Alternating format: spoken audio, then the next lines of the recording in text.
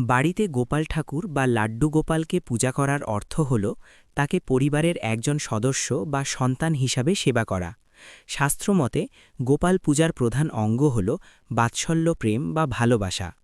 নিচে বাড়িতে গোপাল পূজার সহজ ও সঠিক নিয়মগুলো দেওয়া হল। ১. ঘুম থেকে জাগানো বা জাগরণ। সকালে সূর্যোদয়ের পর আলতো করে গোপালকে ডেকে বা ঘণ্টা বাজিয়ে জাগিয়ে তুলুন। এরপর হাতমুখ ধোয়ার জন্য জল এবং সামান্য মিছরি বা নকুলদানা প্রসাদ হিসাবে দিন। ২. স্নান করানো। গোপালকে প্রতিদিন স্নান করানো প্রয়োজন।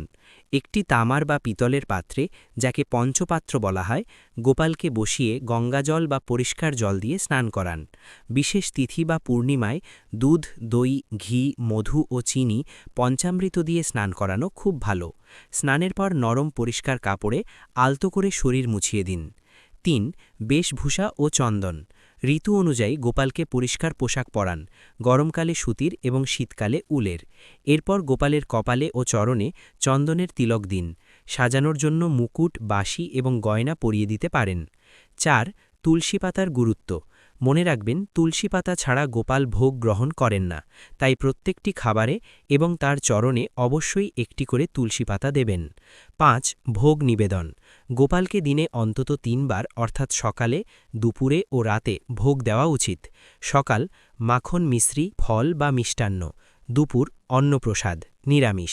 রাত লুচি বা রুটি এবং মিষ্টি। সতর্কতা: বাড়িতে গোপাল থাকলে রান্নায় পেঁয়াজ, রসুন ও আমিষ সম্পূর্ণ বর্জন করা উচিত। ৬. আরতি ও মন্ত্র।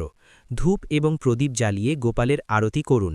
যদি কোনো কঠিন মন্ত্র না জানেন, তবে ভক্তিভরে এই মন্ত্রটি বলতে পারেন: ওম নমো ভগবতে বাসুদেবায়, অথবা হরিনাম সংকীর্তন করতে পারেন। ৭. শয়ন বা বিশ্রাম। দুপুরে ভোগের পর এবং রাতে ঘুমানোর সময় গোপালকে বিশ্রাম দিন। রাতে ছোট একটি বিছানা পেতে তাকে শুইয়ে দিন এবং বাঁশিটি পাশে সরিয়ে রাখুন। জরুরি কিছু নিয়ম: পরিচ্ছন্নতা। গোপালকে ধরার আগে হাত ধুয়ে শুদ্ধ হয়ে নেবেন। অশুচি অবস্থা। বাড়ির মহিলারা অশৌচ অবস্থায় গোপাল স্পর্শ করবেন না, দূর থেকে প্রণাম করবেন। ভালোবাসা। গোপাল পূজায় নিয়মকানুনের চেয়ে ভক্তি ও ভালোবাসাকে কৃষ্ণ বেশি গুরুত্ব দেন।